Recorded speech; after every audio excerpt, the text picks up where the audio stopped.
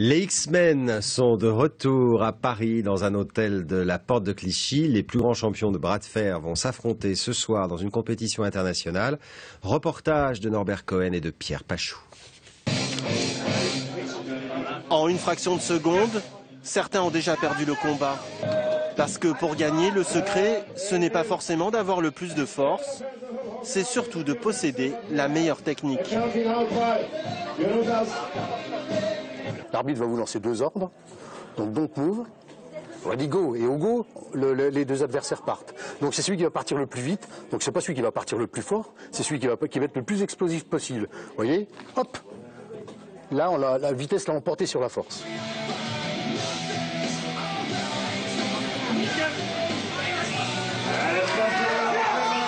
Il ne faut quand même pas oublier qu'on est quand même concentré à 100%, voire 120%. Et lorsque vous explosez, déjà, vous avez cette explosion de vous qui part. Et quand vous gagnez, bah alors là, c'est la suite logique de la gagne. Hein. Discipline confidentielle en France, avec à peine une centaine de licenciés. Le bras de fer est très populaire en Roumanie, Pologne et Russie. L'image du bras de fer qu'on a, nous les Français ou les Occidentaux, ce n'est pas du tout celle du bras de fer qui est vraiment véritablement un sport.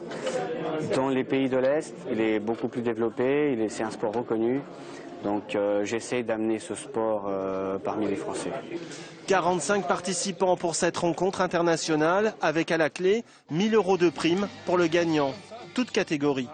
Et comme vous l'avez compris, à ce petit jeu, tout le monde peut avoir sa chance.